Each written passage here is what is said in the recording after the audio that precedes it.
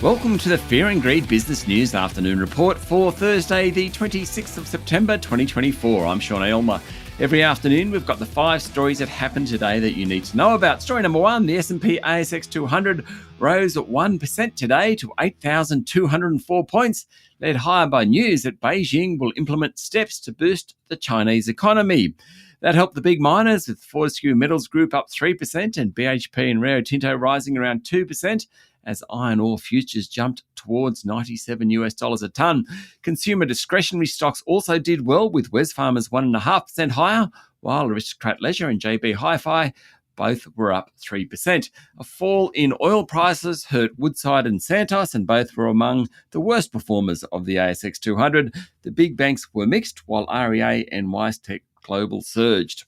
Story number 2, that story about Beijing. It stepped in to forcefully resurrect the world's second largest economy, with President Xi Jinping and China's top leaders calling for sufficient fiscal spending, measures to stabilise the beleaguered property sector, and forceful rate cuts. The 24-man Politburo promised to complete the country's annual economic goals, that's 5% growth this year, and China will also push for the real estate market to stop declining, in what appears to be the most forceful vow yet to stem the freefall in the property market and try to stabilise prices. The news helped all commodity prices, or at least most commodity prices. It also helped the Aussie dollar, which is now trading just under 69 US cents. Global equity markets also rallied on the news, with the Shanghai index jumping more than 3%. Story number 3, plenty of corporate news around the place today. Competition watchdog at the Australian Competition and Consumer Commission has given clearance to Lendlease's $1.3 billion sale of 12 residential master planned community projects to Stockland and a Thai-owned group. REA Group has struck a deal to acquire a 19.9% interest in digital non-bank lender Athena Home for $62 million. Platinum Asset Management rejected a takeover offer from Regal Partners, saying the deal undervalues Platinum. The implied bid price of $1.10 a share was about a 10% premium to Platinum's previous closing price. However, the statement today from the Platinum board said it is still open to considering bids. I reckon there'll be more on that one. Alinta Energy, the country's 4th largest electricity and gas retailer, and Japan's largest power generation company, JERA, have been awarded a license to develop an offshore wind project that could power Alcoa's Portland aluminium smelter.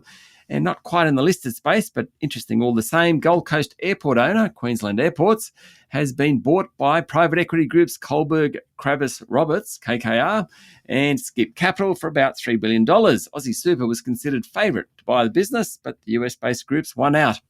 Story number 4, the country's largest brick maker, aptly named Brickworks, has announced its first loss in decades after writing down its property portfolio and building products business.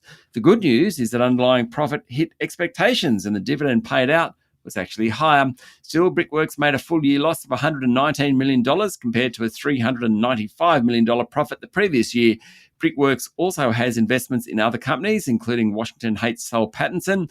The core brick business in Australia and North America upped earnings, but Chief Executive Mark Eleanor said the housing market isn't likely to improve significantly over the next 12 months. Certainly investors liked the news. Brickworks' share price jumped 7% today. And story number 5, the US and France have led international calls for a 21-day ceasefire between Israel and the Lebanese militant group Hezbollah, hours after an Israeli military chief told troops to prepare for a potential ground offensive in Lebanon. The initiative, backed by the G7, EU, 3 Arab nations and Australia, called for a swift endorsement of the truce in a statement issued on the sidelines of the UN General Assembly in New York. According to the Financial Times, one senior US administration official said a temporary ceasefire could shake things up and create space for a longer-term resolution to the conflict between Israel and Hezbollah, while helping avert the threat of a wider regional war. The Biden administration described the initiative as a significant breakthrough. That's it for the afternoon report for Thursday, the 26th of September, 2024. Don't forget to hit follow on the podcast and find Fear and Greed on LinkedIn, Instagram, X, TikTok and Facebook. Join Michael Thompson and I tomorrow morning for the Fast 5 by Fear and Greed. The top 5 business stories you need to know in just 5 minutes. I'm Sean Aylmer. Enjoy your evening.